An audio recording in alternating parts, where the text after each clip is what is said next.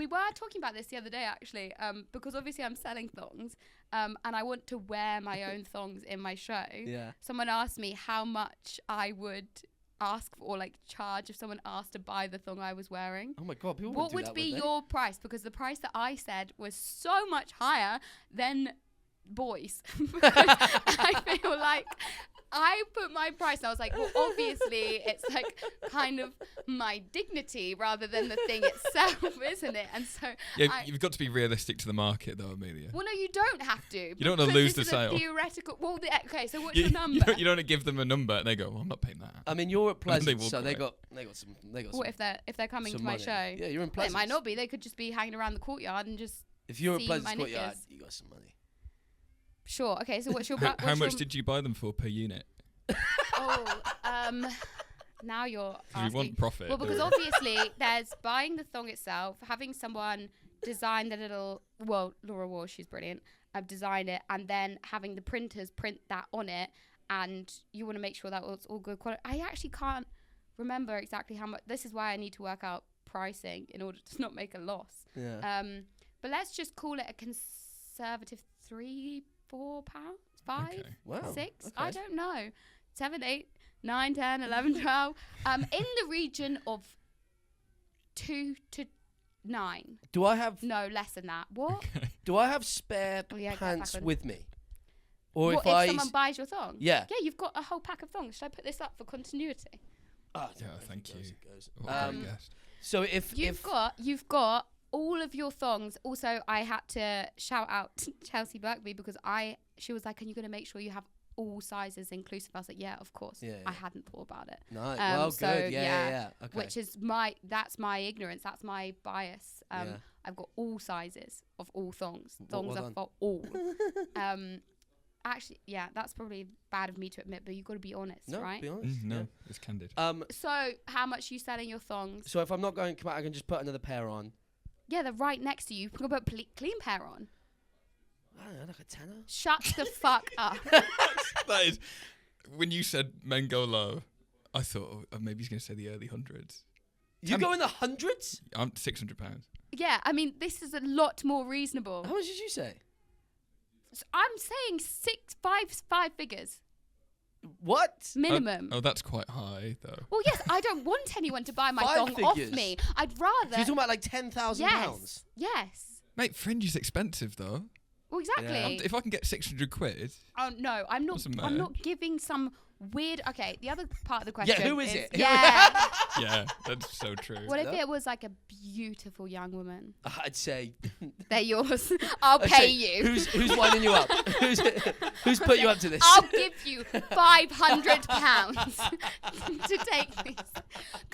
I'll come with you too. I'll Yeah. go back to yours tonight. I'll be getting a text saying she's on the podcast next week yeah. I've promised her the to world. authenticate this. How much can I pay you for you to say this story actually happened? Yeah. I wouldn't believe it. I've sort of a beautiful woman comes to me and said, "Can I buy your pants?" I'd say, "Who put you up to this?" Yeah, I feel like the scenario in I your would- head where that happens is someone goes, I've just had a terrible accident. Can I buy your pants, please? And I go, "Oh, mate, just take them." Yeah. 'Cause I just Yeah. wanna These are help 'em two out. different situations that Yeah. we're talking about here. So yours 600. I think so, yeah. I'm 10 grand minimum.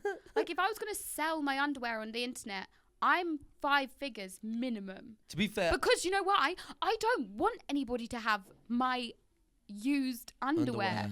Not yeah. like that's mine.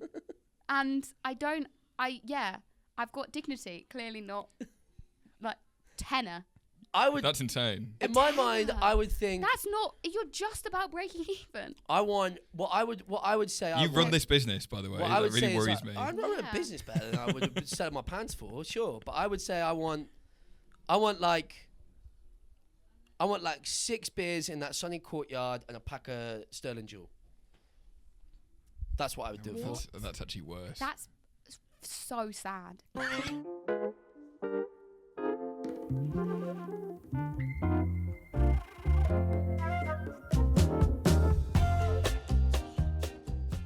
When I drove here, I bought a coffee and then I picked it up and I spilt it all on my crotch. So I've got like a coffee crotch, and it's not the coffee that's like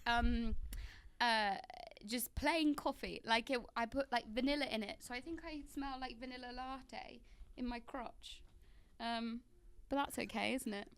So, welcome to, I was to going to our do the same bonus joke. episode. In this episode of Backstage at the Gaffe, we're joined by comedian Amelia Hamilton. Yes, as always, he's Jacob Burley. And he's Harry Allmark. Cool. And you Are Amelia Hamilton, the Yeah! comedian, Yay! the stand-up rap comedian. Oh. This is she, the only female version of that thing. You got your show to here tonight, haven't you? Yes, I'm very excited. Yeah. How have you been finding you working it out? I saw Oh, the we're show. going professional now. Yeah, now we're going Okay, into it. Now it's the okay, podcast. Now we're okay. going into this is for Michael Parkinson now. Oh, okay. Did you like how smooth that transition was then? Oh, yeah. Like, just slid right on Straight in into there. professionalism. Yeah. Yeah. It's pretty good. It was I'm getting good slightly at this. disconcerting. They play it- What I'm was the sorry. question? Wait, I'll go back on track. The people want to know. So, well, I mean, let's start. Let's not start with the show because you're doing the show tonight against I'm doing the Edinburgh. show So tonight. let's go all the way to the start. I mean, this is because we Where talk. were Let's you take born? it back to the start. Oh no, I hate Coldplay. Did you see the Coldplay couple Oh on my the god, Jumbotron? it's so funny. That is my. Oh, sorry, I shouted. That is my new Titan submersible. That It's so Coldplay funny. couple on the Jumbotron. Do you see it? No, I didn't Oh haven't see seen it. this? my god. I love that you referred to it as the Titan submersible, though. I've never heard. It was just a submarine implosion. No, it's the in these Titan parts. submersible. That's how Because I'm it's- referring to that. It's not a submarine.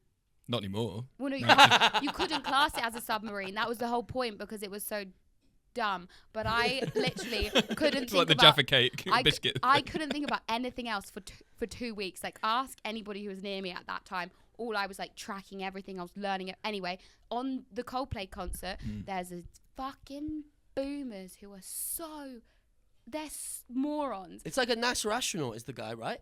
No. Yeah. He's the CEO of He does something for thing NASA, called doesn't he? astronomer. Oh, he's an astronomer. That's it. Yeah. Right, that's right, And got it. basically, so at a Coldplay concert, which is like boring and slow and sucky, but whatever floats your boat, they Chris Martin, show friend of the people. pod. We Chris can't Martin. put this out. We know Chris Martin. Well, I'm He sure sponsors he's this fine. podcast. He's fine. that would be wonderful, wouldn't it? Would it? No, not No. Wonderwall. That's Oasis. Very good. He comes in to do songs, and here we pretend the microphones are on. Yeah. This is all great stuff, guys. I'm really glad we're getting this down. So anyway, on the Jumbotron, they like show couples when they're like hugging to the music, and they put up this picture of the couple in the crowd. Immediately, this man just ducks down like this and like disappears, and the woman turns away and like hides her face. And Chris Martin goes, "Oh, what's happening here? They're either having an affair or just very shy." Within 12 hours, the internet has figured out he's the CEO, she's the head of HR. They're both married with kids. Amazing. They're having an affair, and all they needed to do was just play it off like, no one would have recorded that. No one would have made it like seem like it No. was a big deal at all. The fact they He actually does. Da, da, da, da, But da. they duck down. It's so like scandalous. Yeah. It's so good. Wow. You must watch the footage. And Yeah. also his statement. Have you seen his statement? No, you made a statement. It ends it with Coldplay lyrics. It is Shut honestly up. the best thing Well, I've he ends ever it with seen. "It was all yellow." No, he ends it with, "And I will try to fix you." It's even better. So is he It's owned incredible. up that he was having an affair? Yeah, and he also was like, I think it was a private moment and I should have time. You're like, bro, you are at a public Coldplay concert. Like, that's Yeah. not private. And then he was also like, I think I should be respected. And obviously, I'm going to be taking some time away to step back. But as a friend once said, lights will guide you home and ignite your bones. And Shut- I will try to fix you. Google it. It's the best thing I've ever God, seen. it's like Gavin and Beautiful. Stacey. Genuinely, it's Pete and Dawn's vows. Yeah. He's used Pete and Dawn's vows to get him out of a scandal. He's dropped one of his surnames though. As I said, One of his I'm surnames. tracking this. Yeah, you are. Anyway, what was your question?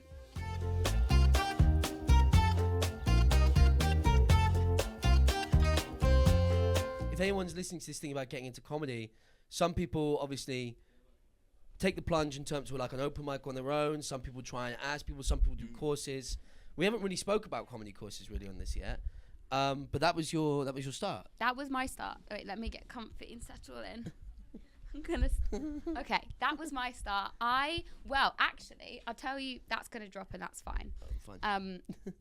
So I signed up to an open mic night and got too scared and never went. So that was my first. Where was it? Stepney Green. I was living in Bow, and I just said it was a real rough pub. I remember I went the week before to like check it out To watch the open mic. Yeah, and then I like put my name down for next week, and then I just never showed up, which is really bad form. But like I was not very happy at that time, and then eventually I was like, oh, okay, if I'm gonna do this, maybe I need a little bit more like support, and so I signed up for this stand-up comedy course, and it was great. And we finished with a 3-minute showcase, and then lockdown happened. So perfect timing. I had done 3 minutes of performing in front of anybody, and then it was all online. So Did you do an online gig?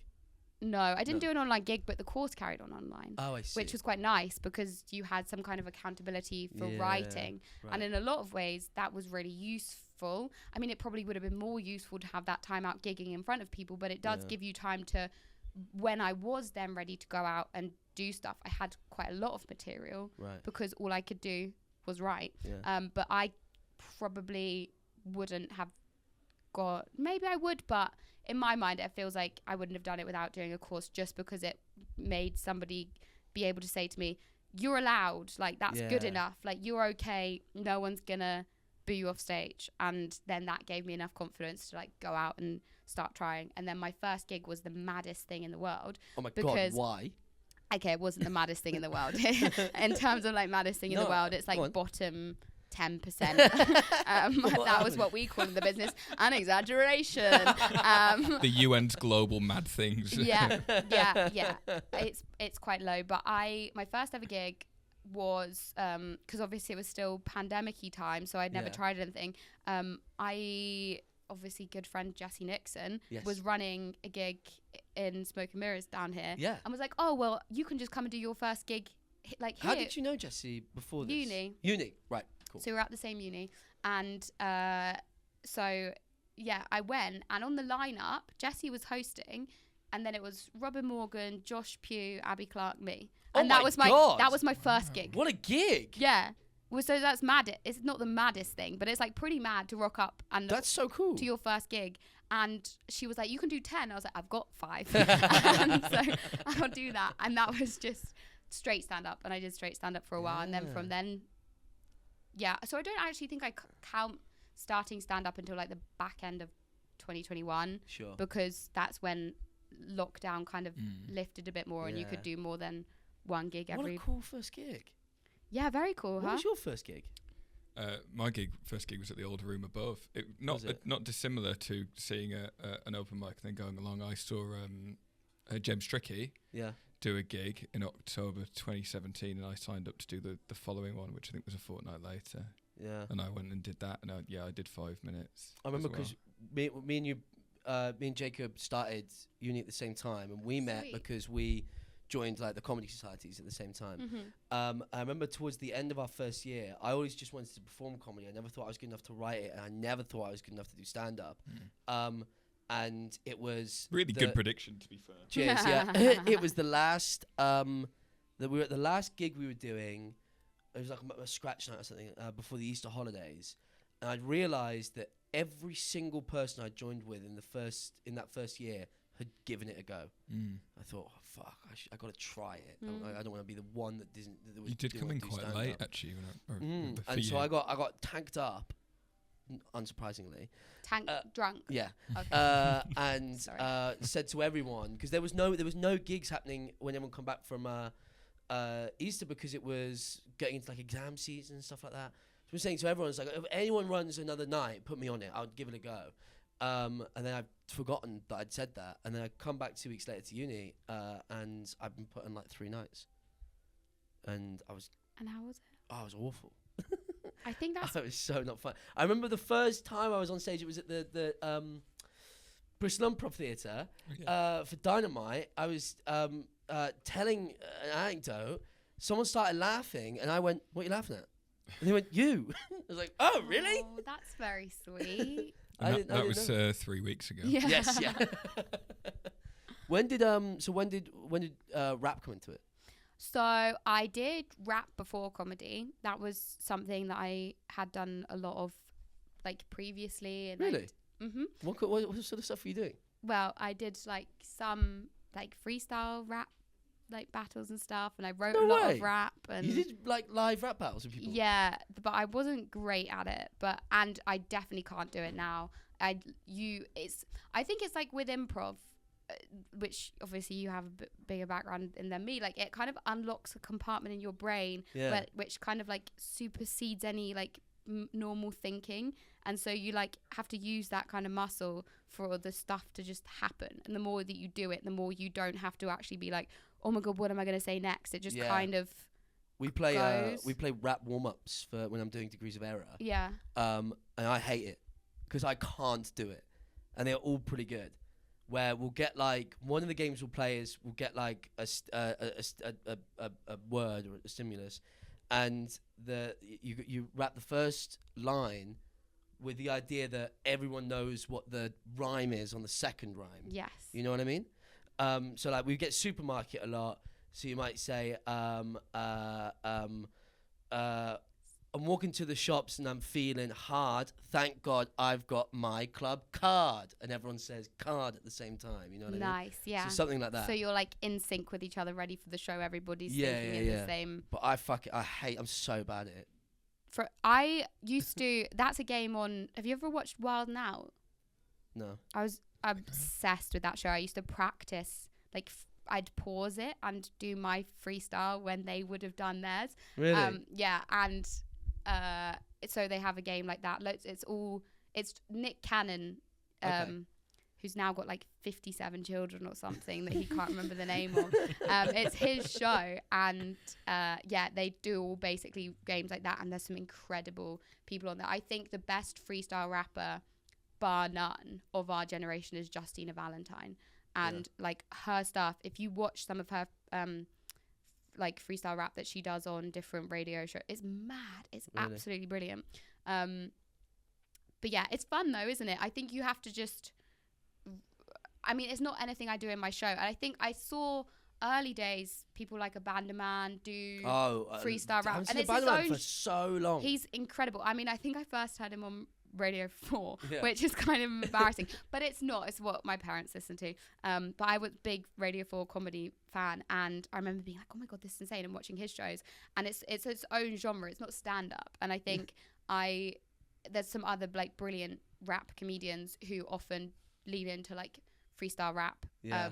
I think when I was then eventually like, oh, maybe rap would work well, I didn't want to do any of that because I wanted to be a stand-up comedian. Right. And so firstly, it's not like musical comedy in the sense that it's just like song to song or rap to rap. Like it's stand-up and it's a rap, and then the rap are like raps are thought, there's jokes in every line, and I write it as if you're writing stand-up, and you want to like use language in different ways, and like with music you can bring in different elements of comedy, but I've always wanted it to feel stand-up-y still. Right. But so that's how it blended together. Were you with me in the Assembly Bar, Fringe Just Gone? I was definitely with Ted because he made this joke. Walked into Assembly Bar because I love when you watch someone freestyle rap.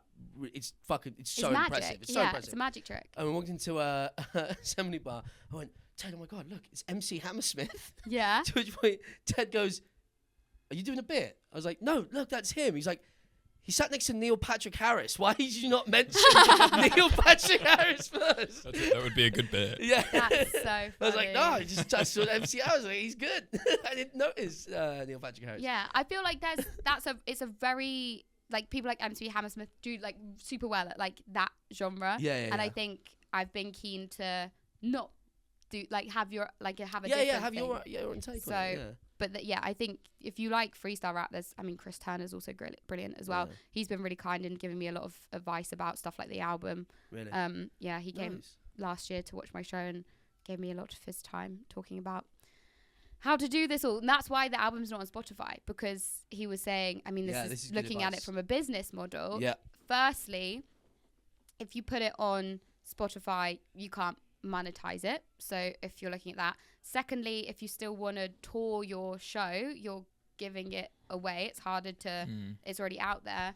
And thirdly, you can use it as promo for the next show. So now what I think I'm going to be on is a cycle of writing an album a year, which is all of the tracks on the show plus, well, not all of them, nearly all of them. Some of them do need like extra bits of context, which wouldn't make sense on an album, plus extra just straight up rap tracks for when the audience come in and out. And then when I'm on to writing the next one and ready to start the next show, then release this one on Spotify after I've toured it, after you can only get the CD, get the downloadable album if you come to a show. Because I hate the idea of people listening to it without having seen the show. Yeah, it feels really weird, because it's not written for an album, it's written for a show. And so I think without seeing the wider context of it, of course you can enjoy it, but you don't get the context in which it lives in. It's so as well, like I mean, you'll know this, you both know this, like doing it's weird doing comedy in the climate, like starting comedy in this climate of like a lot of social media and stuff like that is when you do a show and you work on a show, you want everyone to remember how they felt watching it live, because you work hard on creating that environment and that uniquity that is normally what comes with comedy, and especially within like comedy clubs, is that like you play the room, anything can happen, and that's what's fun. And if you watch the show and then have the album, you're going to listen back to that track and remember how you felt watching for and being in that room, right? Yeah. Which is cool. And then if you don't have that, then you've lost that all, and it doesn't have it. I also just really like the word uniquity, I think is what you said. Did you like it? Yeah, I really liked it. Or I just come no, up with it? But I really like it. That's a Backstage original, actually. Oh, is it? I use that word a lot. I thought that was a word. It came up yesterday. The uniquity of... Uniqueness. On. Don't think about it. Because now I'm saying it didn't sound like a word, but now you've pulled it up, but... No, I pulled it up because I liked it. Did you like the word? Yeah. I'm going to keep it. Fuck it. I'm going to keep the word. Tattoo it on you. I will. You're due for another tattoo, I reckon. I know. I need to get Matthew Hayhurst to start designing the one. I will not know what it is until I get it done at Edinburgh Tattoo. What? Is that annual? Well, I don't know. I don't think so, but it might be funny to do it again. You did say once if I got nominated, you'd put something on that, but you can't, and I also won't. So if you get nominated, I'll get. You could get a Forget-Me-Not flower. You could get a little skull. I get Burn the House Down. You could get Burn the House Down. You could get Women in STEM. Maybe I'll get Women in STEM. You could get Forget-Me-Not on the forehead. Yeah, I was thinking the forehead as well. Get Forget-Me-Not, because that's the whole. Yeah. I'll get Forget-Me-Not. The theme of the show is twofold because it's all double meanings and all of it. Because Forget-Me-Not, it's like, yeah, I'm a rapper, bitch. Forget-Me-Not, but also, please don't forget me. Yeah. Like I want to leave a legacy. If I get a tattoo, if you get the nomination, do I have to start doing this for all my friends that get nominated? Like, do I have to get like a Dan Tiernan tattoo now? Don't do it. But I also won't, so it's fine. I won't. I love that you talking about. How you're kind of not releasing the album, because it's almost like you've got a special before you've done the show, done the tour, and it seems like a really comedian. Nice the way it says tour? Say again. Tour. Isn't it nice? Where's he from? North. You still haven't figured it out, have you? No, but don't tell me. So it's like that's the comedian's approach to it, because like a band, we go albums out and then you listen to it and you sing along when you come and see us at the shows. Yeah. But for your one, it's way more about that holistic show experience. Yeah, and I mean the only reason I made an album is because there was demand for it. Like it was never something I intended to do when I first started writing rap for comedy, because the way I write it does not follow any traditional song structure and is not made for you to want to listen to it again in the same way that stand-up is not written for you to want to listen to it again. Like it's constantly surprising you. It takes you in a different turn at different points, and if there is repetition, that's the joke. And so it was only like last year in Edinburgh I had people come back 3 times because they were like, well, we just wanted to hear the raps again, we really like the raps, like we thought those were really great, like can I download them anywhere? And then I was like, oh no. And so it was enough people kind of saying that, going, oh okay, well maybe there is demand, because I like to listen to people like and his songs are traditional that have traditional song structure, and he's also not necessarily a stand-up comedian, but I listen to a lot of Bo Burnham songs just for the lyricism and just for the like, oh, I really like how he's played with words here. And since then realizing, oh, people want to hear it again, I've now just like packed in like the symbolism, the foreshadowing, the like hinting at the end, like in the first rap, it references every single track in the show. In the last rap, like musically brings in the different tracks as well. Like throughout all of it, there's like stuff that you could listen to again and again and again and again, and hopefully like keep finding new stuff in it. I mean, I listen, like when Inside come out, that was all I was listening to that on my Spotify. That's coming out regularly. But something that I don't know if I don't mind admitting to this, something that I will just genuinely listen to is Kurupt FM. I think their songs are fucking sick. I don't know what Kurupt FM is. What? Are you crazy? What do you? People just do I've nothing. never heard of it. Yeah, People Just Do Nothing. You know People Just Do Nothing, the TV show? Asim Chowdhury? Yeah, I know who he is, but You haven't seen People Just Do Nothing? No, I'm sorry. Crazy. They it's like a mockumentary. It started on YouTube and then the BBC picked it up. So a mockumentary on a pirate radio station in Brentford. And the gag, like the gag is they are the most stupid sort of like druggy like idiots you'll ever see. But the reason why I think that show has been so successful, and like they'll play live gigs all over. They'll come and do festivals. I had a ticket to see them in the O2 in Manchester, I think it was, a few years ago. But I got COVID, I couldn't go. It was very annoying. But their stuff works for a live show. Also, standalone songs. The reason why I think it was so successful was the fact they are genuinely very good at what they do. The way they do their garage songs is insane. I'm gonna play you some afterwards. Yeah, I'd love to. It's hear really, it. really good. It's like I think Spinal Tap are the same thing. When that came out. Like, yeah. In the end, if you're doing comedy music and then you're into the idea of the music also sounding good, then you've accidentally made just good music. Teases is a great example. Yeah. If you're like if you're doing a musical comedy in the idea that the music's bad, it's not gonna work. Yeah, and also, of course, I need to shout out Tom Hutchinson because of course I still do make all my own beats when I'm doing rap, but when I wanted to make an album, then you go, well, I'm not a professional music producer, so I gave him my stuff and was like, this but better. And he's done such a good job at like really paying attention to like what it was I was trying to achieve, and like keeping a lot of my like stuff while also, you know, putting all of his magic on it, that now it's like, oh, this is an album, like this is what this really needed. And so yeah, it's very cool. And I also really enjoyed just getting to do like straight up rap for the extra tracks and not having to be like funny. I mean, some of it's amusing, and of course. I mean, rap as a form lends itself to comedy with the amount of like metaphors and double entendre, and like you listen to any rapper and they're kind of making little jokes and digs and stuff. So that's still in it, but like it was really nice to be able to like not be constrained by they need to be laughing every 10-20 seconds. So that was really fun too. It's one of those things that just lends itself to listening back like a lot, just to pick apart what's going on, because it's so fast. I mean, I completely understand your reason for not putting the album out, but I like the way that I've received the songs, which is forwarded WhatsApp. So I was listening to them to 4 of them on the way down, and then I went, I want to go back in, because you're picking out new bits and there's bits that you enjoy, and then it's so fast that you kind of forget what's come before. And it is just like, I'm laughing at the jokes, but it's just entertaining as well. Like, but I also think, because I don't think anybody's listened to the album yet without having seen at least some of the context of the show.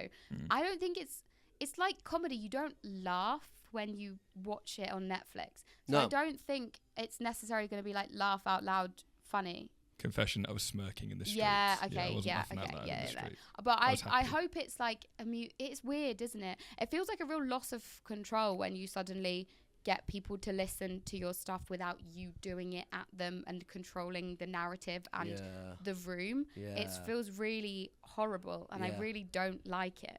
I want them there, and I want to do it to them, and I want to see their faces so that I know what they're liking and not liking, and I know what I can lean into, and I know if I need to make extra gags within the pauses, or whether I need to like go and be in the audience, or whether I need to like get your attention. It's really weird to then just be like, well, there you go. I'm picking the setting that I'm hearing your artwork in. Like, I'm listening to you on the bus and you can't do anything about it. And I can't and I can't change how I'm delivering it depending on your response. But I mean, just I can in the show. Yeah. It's just if people want to listen to it again.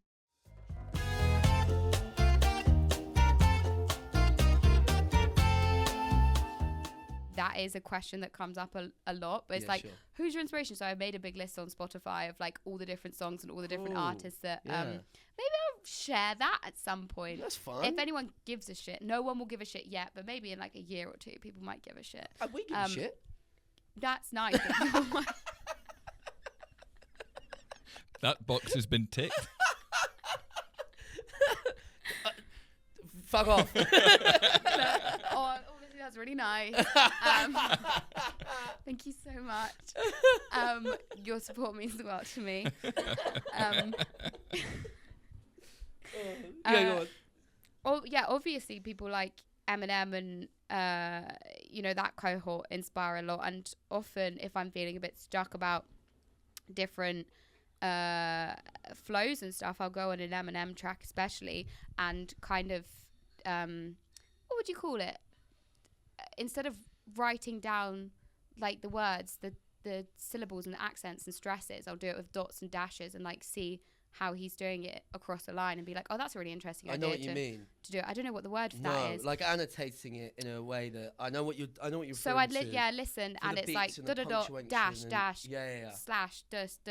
But like then you're like, oh, interesting. I mean, at the moment, obviously Doechii is fantastic. Oh, and, like, Doechii's great. Really great, and like a lot of her stuff is really, really interesting to listen to and requires 2 or 3 lessons to get it. And I think that's something I've often found frustrating about writing comedy rap, is you can't be too fast or too clever or like too people need to hear every single word you're saying, and they need pause to laugh as well, and you have to build in that pause while you're writing it.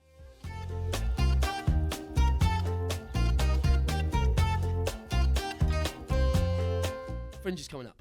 Fringe is coming up. This show, everyone's fine.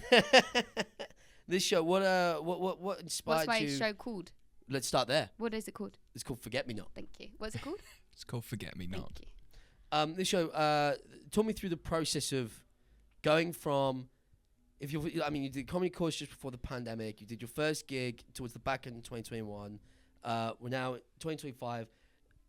The course of writing an hour-long show. How have you gotten there? What is the message and the story you want to tell? How's that process been? I mean, there's 2 ways to take that question, which is from the first gig through to how to do your debut, but also in the last year, because they're 2 kind of separate things. They are 2 separate things, yeah. Do you want the story of like how I've got to having a debut hour and like split bill, work in progress, debut, or do you just want within this last year how have I established themes that is the show? What do we want? What do you want?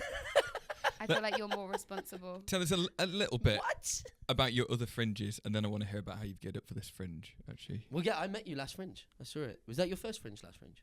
No. Let's hear it. Well, I did a split bill, then I did a work in progress, and then I did a debut. Now I'm doing a debut out. You got to listen, mate. Did you say split bill already? Mm-hmm. What the fuck? But when? back in the day, back in about 5 hours ago. Oh no, I feel horrible. 2 seconds ago. Fuck. But yeah, so you basically that process is you develop stuff. So you have like 20-25 minutes of everything you've got, and then you cut stuff, and then you go, okay, well, if I can do half an hour, I could probably do 45 minutes. Then you get stuff together, and then by the time last year, by the end of the run, which is when you came and saw the show, you have something, and it's not perfect, and there's loads of stuff that needs work, but it's 2 years of like just throwing stuff at a wall, so that gearing yourself up for this last year before the debut, I had a really good amount of stuff to work with, where you can be more intentional about what is this show, what is it going to be about, what do I want it to say, how do I include that in, and crafting something that I am really happy with. I think that's all you can really do, isn't it? Like, make something that you are happy with and you enjoy and you like. And I think I do. Not every day, but most days. I loved the show last year. I can't wait to see it tonight. It's better. No, I don't. Well, I do believe it, but I can't. It's so much better because than I loved it last year. Thank you. It was one of my favourite shows I saw. Well, it's better, and I think I've loved the process of having a team this year. Yeah. I think that's been the biggest difference, is because obviously I've got Impatient producing, who've been incredible. Julian Hall doing PR with Jenny as well, helping.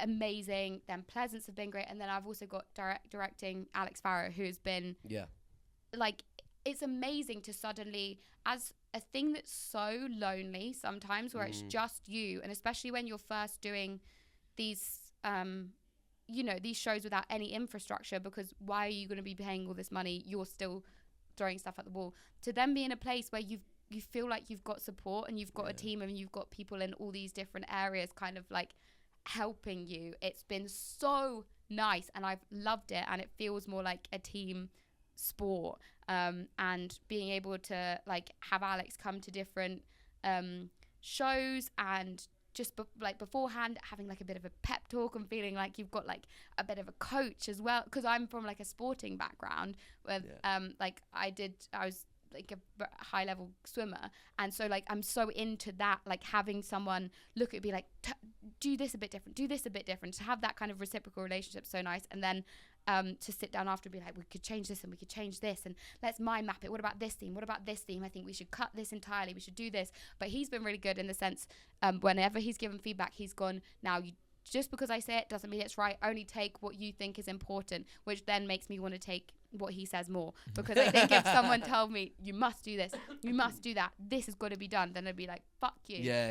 But I'm like, oh yeah, of course. And so then you have all these people, and then it feels like you're building a thing more collaboratively, and it's still yours, and like I've written it and it's my show, but it's definitely like a group project, but I'm the leader of the group project. And yeah, well, I don't know, finished. That's awesome. Nice. That's great. That but sounds really lovely. Everybody's been great. So that's been the process of this year, and assembling the Avengers has been great. And I think once you have your team like that assembled, then the pressure kind of is a little bit like less.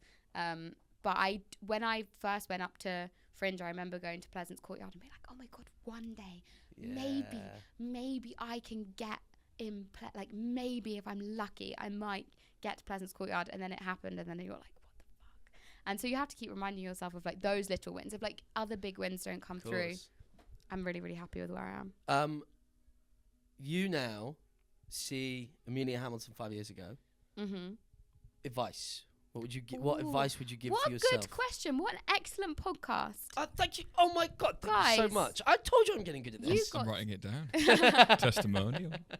What would you? Yeah, for everyone who might be starting out, what advice would you give? So simple, and it would just be play, because like anytime I feel stressed or nervous now, I just go play. Go and be in the room and play. And especially at the beginning, don't think about who you want to be as a comedian, what you want to be. Like I don't think I've ever like found my voice. You just go and you do stuff that you enjoy, and you play with it and you enjoy it, and then you kind of emerge as something. So it genuinely is just like enjoy it, because sometimes it's not fun, but if you like really enjoy that aspect of just like uncertainty and going out in front of an audience and not knowing what they're going to do, but feeling like I reckon I can get them round, I reckon we can like have something together, and you build something in a room and it's just the best, and then you're like, oh, I want to just do this forever and ever.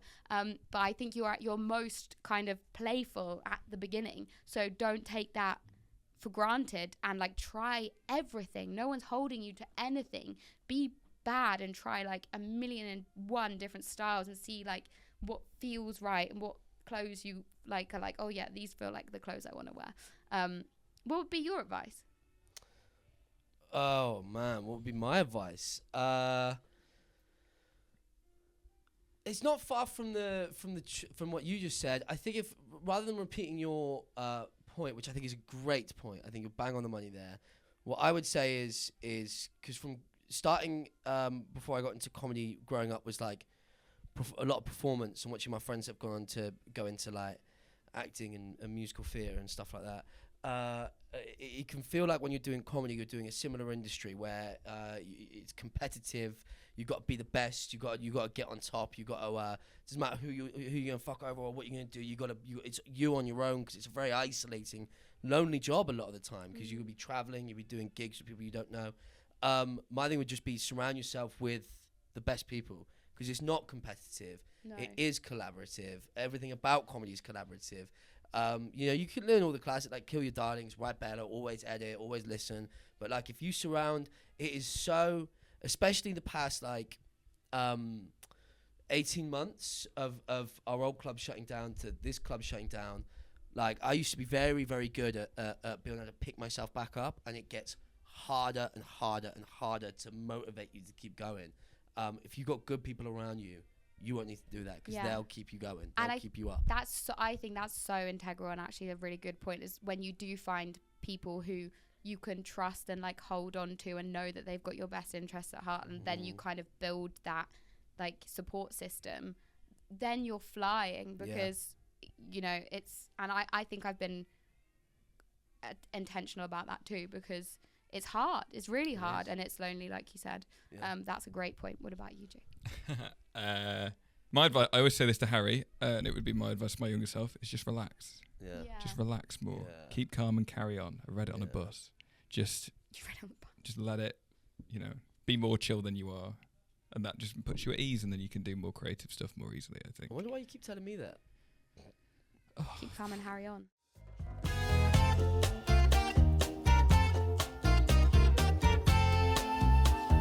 For people who are listening who haven't caught you live yet, you were saying that you've got some of the raps in your show, but how do you kind of format the show? How does it jump between you doing stand-up and the songs? What a great question. Actually, do you love this podcast? Oh, yeah. Great. I love this podcast. Can I come back? Yeah. I've had every week. Yeah. Oh, yeah. No, I will just be knocking at the door going, I actually have an answer. I actually have some advice for everyone. So, yeah, this is really nice. I feel like I get asked a lot, like, why rap and what about rap? But no one's asked about the format. I feel very strongly about this as well. So it's obviously not that different, but there is a difference between like a club set and a show. In a club set, I'll usually try and do a bit more like stand up top to like get in the room and settle in, and then there's a rap, and then there's more stand-up, and it's usually pretty evenly 50-50 split. If anything, it's probably more stand-up than rap. The raps aren't that long, again, because it's written as stand-up, and once you've kind of got the gist of it, you want to move on to the next topic. So they're usually under 2 minutes, and sometimes like 2:30, but not, the show is slightly different. Like the final thing of the show is, I think, like 3 and a bit minutes, maybe nearly 4. But it's still, I thought I would have to be more like catering to the audience more about, and now we're going to rap and everyone get on board, and like you have to justify it to them, but you don't. Like I underestimated audiences. They will just go with you. And so you can just start and they're like, okay, this is what's happening now. And then you finish and you kind of have to reset the room, and you have to work out how to like settle people down. And there's obvious like up and down in terms of energy, but it is a good resource to have if you need any energy in a room. Like put me on, because I will have the energy. I don't need. It kind of chapters it for you as well. So yeah, you can reset the room a little bit and get the energy up again with a song. Yes, and some of them are a little bit more interactive. Some of them it's just like more at people within the show. I start with rap because the main thing I wanted to achieve before getting into the show, that nobody questions whether I can rap or not. Hence why there's also my tracks playing when you walk in, and hopefully, and it's happened, like people don't really notice that it's my rap. Like they'll just think it's other, like it's a Spotify playlist, which is great. And then I start, and it's the only rap of the show where I allow myself to be too quick for people to understand, not put in as many jokes, just like kind of in their face, so that by the end of it, no one's like, oh, is this a white girl rapping? Is this the show? And it's like, no, that's not the joke. That's just the medium that we're also using. And so then from there, it's stand-up rap. And then there's like a couple of like real short ones to kind of, oh no, we're not going there. Haha. And then we move on. But yeah, and it's also really fun to be able to play with different kind of genres of rap, and wanting to not make it all sound too similar, and how that shifts throughout the show. And there's definitely it starts heavier, and then throughout it gets kind of into a more, not soft, but like you're in a different zone and it's a different vibe, which matches where the show goes. And I've been very intentional about all these formats. And I feel like I haven't explained it that clearly, but I feel like I've got loads of ideas and I just wanted to put them in your face. I think people need to come and see the show. I think you're right. Need the context. They need to come and see. This is as a bonus episode is going out sooner, right? I don't think we can get it out before the show tonight. No, obviously not the show tonight. this can go out before/during August, right? Oh yeah. So then where if people are up at Edinburgh Fringe Festival 2025. I forgot the year. I'll really have dropped the ball if it's 2026. Yes, it's actually 2029. You can catch me at 9:45 p.m. in the Attic in Pleasance Courtyard. My show is called Amelia Hamilton, Forget Me Not, and it's stand-up and it's rap, and you can buy a thong, a lighter, a CD, and their stickers, and it's so good. You'll really like it. Come along.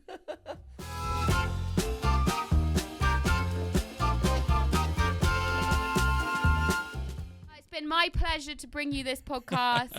Thank you so much, everybody, for listening. Like, subscribe, share. We really appreciate your support. As Harry said, the Gaffe will be running all throughout August. We'd love to see you there. Loads of different great comedians going well into September. We've been Harry, Jacob, and Amelia. Thank you very much. We'll see you next time. Amelia Hamilton, everyone. Brilliant. Amelia Hamilton. Yeah. Thanks, mate. I could